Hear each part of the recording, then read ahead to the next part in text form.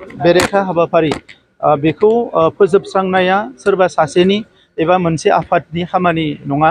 बियो बयबो ज' जानानै जों बेखौ फोजोबनांगोन। मानोना उदखारि खामानिनि थाखाय सोरनिबा जिउआ जोबो। बियो सोर जायानो जाया मानो, बियो सोरनिबा न'खरनि, सोरनिबा समाजनि, सोरनिबा माहारिनि बे आंगोनि आंगो जायो। आरो सासे सुबुंखौ फेदेरनायाव, सासे सुबुंखौ गिदिर गोलाव खालामनायाव जथेस्थ' खस्थ' खालामनो गोनां जायो। आरो दिनै जोंहा बर' हारिनि जि चेप्टार, बेवहाय नुयो जे गोबां मोजां मोजां दैदेनगिरिफोरखौ जोंनो खोमानानै लादों। दा बेनिखायनो नैबे समाव बयबो रियेलाइज जादों, बयबो सानदों, मोनसे मोजां थासारियाव फैदों। आरो इयुननि समाव बर' हारिखौ गेरेमसा माहारि महरै गायसननो थाखाय जोङो बयबो बे बिथिं फारसे आवगायलांनांगोन, जाहाथे गोजोना अरायसम थायो। आरो जोंनि जि साननाय हनाय, सोलोंथाइ, रांखान्थि, समाजखान्थि गासैखौबो थिग खालामनो थाखाय जोङो फैबाय थानाय जेनेरेसनखौ एनकारेज खालामनो थाखाय जों बयबो हाबा मावनांगोन। सम सम नुयो उदखारिनि मोनसे आखुनि महरा सम लायै सम एसे जुदा जुदा जायो। दा बै महरफोरखौ, बिथांमोननि थांखिफोरखौ जों बुजिनांगोन। मालाबा बियो थोंजोङै फैयो, मालाबा बियो खेंसालियै फैयो। नाथाय बिसोर उदखारि जि खामानि, बे माब्लाबाबो समाजनि थाखाय मोजां जाया। दा नंखायनो जों बयबो बिनि फारसे सांग्रां जानांगोन। उदखारिया जि महर लानानै फैया मानो, जि थांखि लानानै फैया मानो, बे जाहाथे जोंनि माहारिखौ बा जोंनि सुबुं माहारिखौ धंस' खालामनो हाया, बिनि थाखाय जों बयबो साग्रिद जानांगोन, सांग्रां जानांगोन। आरो बिनि थाखाय अराय सम जों खामानि मावनांगोन। सोलोंथाइ फसंथानाव जों बिनि थाखाय सावरायनांगोन। गोदान जेनेरेसन लाइमोनफोरजों जों बिनि सायाव सावरायनांगोन। समाजनि बिबानगिरिफ्रा बयबो बेखौ सावरायनांगोन। आरो मोनफ्रोमबो थाखोनि सुबुङा बेवहाय बाहागो लानांगोन। अब्लासो मोनसे समाजा गोजोन आरो गोजोर समाज जागोन। आरो बेवहाय मालाबाबो उदखारिया जायगा लानो हानाय नङा।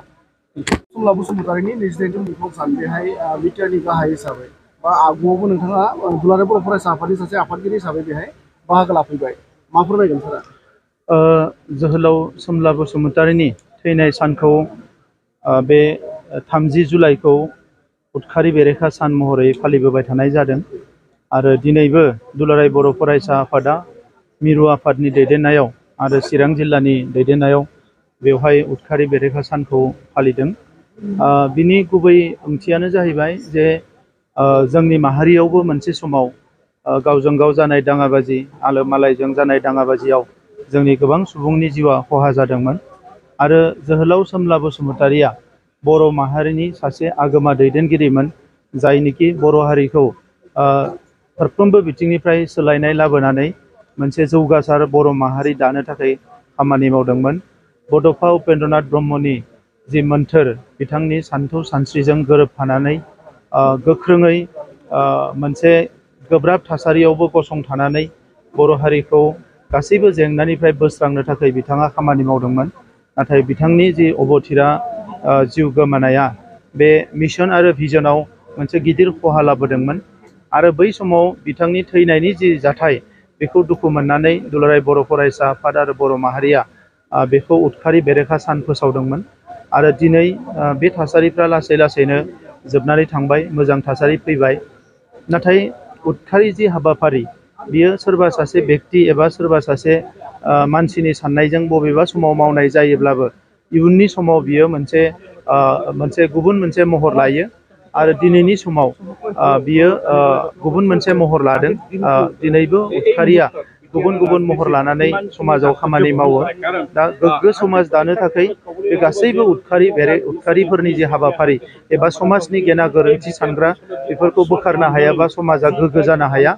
आरो बर' माहारिया बुहुमाव गावनि सिनायथि आरो थामोनथा लानानै थांना थानो थाखाय जुजिबोदों, सेक्रिफाइस खालामबोदों। आरो नैबे समाव बयबो खौसे जानानै बर' माहारिखौ गेरेमसा माहारि दानो थाखाय दुलाराय बर' फरायसा आफाद बड'फानि साननाय हनाय आरो जों बयनिबो जि मोनसे मिजिं, बेखौ मोगथां महर होनो थाखाय जों आवगायलांनांगौ।